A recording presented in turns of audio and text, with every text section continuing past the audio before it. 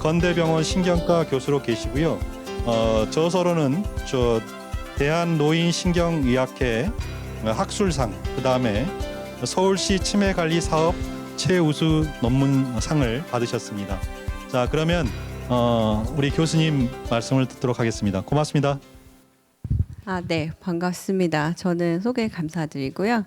건국대학교병원 신경과에서 일하고 있는 문현실입니다. 저는 치매 전공이고요. 신경과 중에서도 이제 치매, 파킨슨, 두통, 뇌졸중 여러 가지로 나뉘는데 저는 치매를 전공하고 있고요. 그래서 치매 환자를 주로 많이 봅니다. 제가 오늘 그 강의를 좀 부탁을 받은 거는 먹거리와 치매 그리고 인지 기능에 관해서 조금 얘기를 해달라 이렇게 얘기를 했었고요. 이렇게 제가 들었고요. 그래서 이 먹거리를 왜 우리가 치매를 예방하는 데 이야기를 해야 되느냐. 일단은 치매라고 얘기를 해야 되니까 치매가 뭔지를 알아야 되겠죠.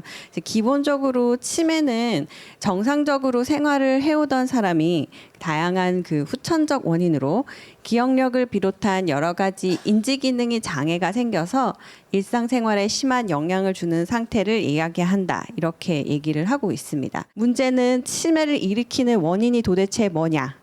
그 원인에 따라서 앞으로의 예후가 달라지고 치료가 가능한지 안 한지가 달라지기 때문이죠. 이런 치매들의 원인 중에서 문제는 이런 퇴행성 질환과 뇌혈관 질환, 이미 머리가 손상이 돼서 치매가 생기는 경우들이 가장 흔하고, 우리가 이제 영양 결핍 아니면 이런 몸에 소금기 같은 게 떨어지거나 아니면 갑상선 기능이 조금 떨어지거나 그렇게 해서 생기는 치매는 조금 적어요. 그래서 어떤 사람들은 치매를 고쳤다 이런 얘기들을 하는데, 이제 영양 결핍이라든지 이런 대사성 내분비 질환, 이 감염에 의한 치매가 생겼던 분들은 이걸 치료해주면 일상 인지 기능이 다시 돌아오거든요. 하지만 대부분은 퇴행성 질환과 뇌혈관 질환, 특히 퇴행성 질환, 퇴행한다는 게 점점점 나빠진다는 소리잖아요. 점점점 나빠지는, 뇌가 점점점 위축이 되는 알츠하이머 병 때문에 생기는 치매가 가장 흔하기 때문에 아직까지 치매는 고칠 수 없는 병이다, 손을 쓸 수 없는 병이다, 이런 인식이 많이 남아있죠.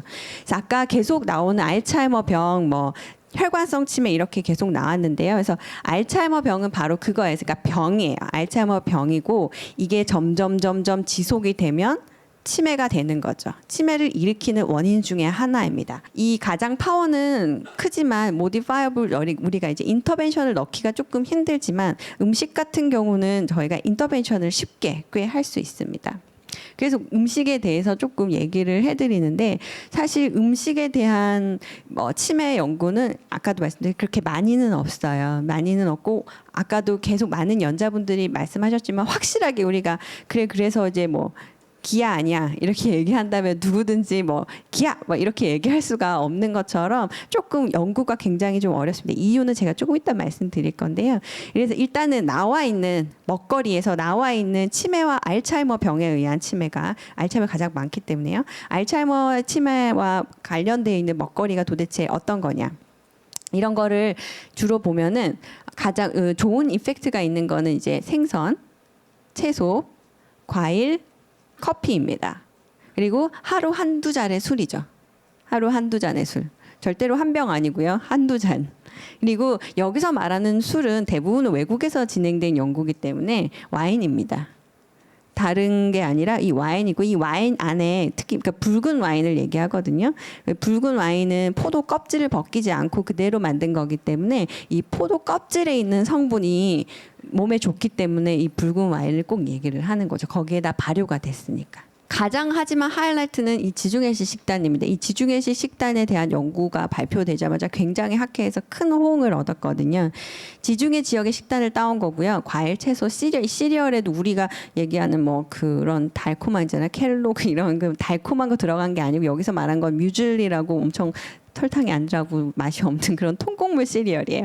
그런 시리얼, 빵, 감자, 가금류, 그러니까 닭이라든지 치면조 얘기하는 건데, 이런 것들은 일단은 튀기면 안 되고 굽거나 삶아야 돼요. 여기서 얘기하는 조리법은, 지중해식 요리법은 콩, 견과류, 올리브 오일, 생선을 주로 섭취하고 적당한 양의 와인을 권장하는 식단인데, 이 지중해 지역에서는 시기가 이런 식으로 이제 보통 진행이 돼요. 우리나라처럼 식밥과 이제 김치라든지 이런 식으로 베이스가 된 게 아니라 이게 베이스가 된 거죠. 특히 올리브 오일을 어마어마하게 먹습니다. 올리브 오일을 어마어마하게 먹고 지중해 식단을 많이 지키는 사람, 잘 지키는 사람들은 알츠하이머 치매 발생률도 감소시키고 사망률도 감소를 했습니다.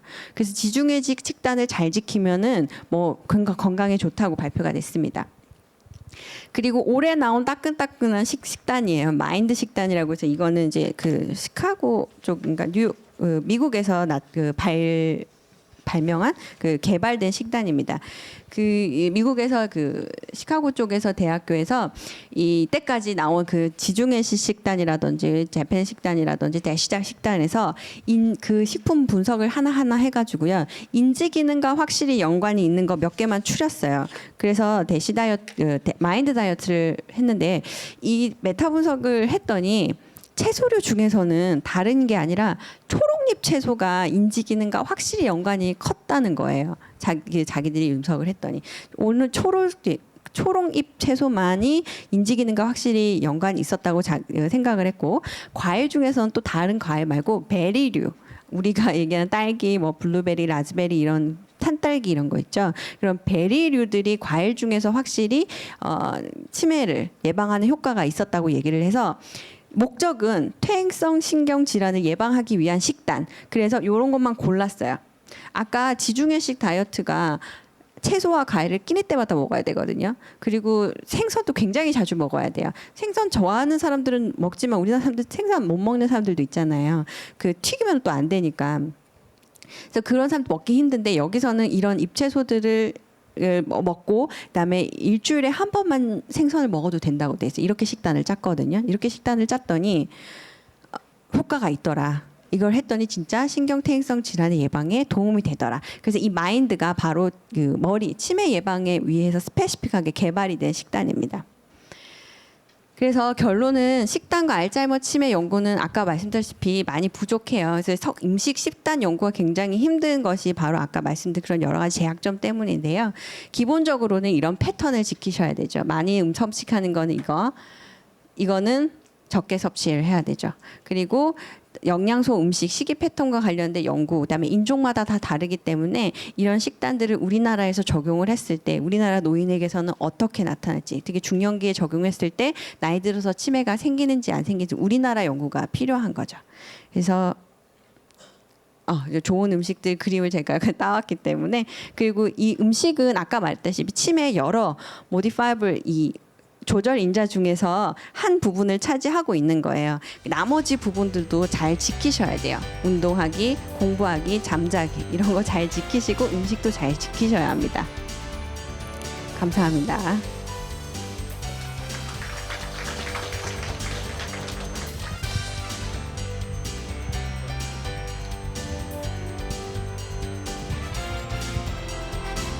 고맙습니다. 그 마지막에 이제 네 번째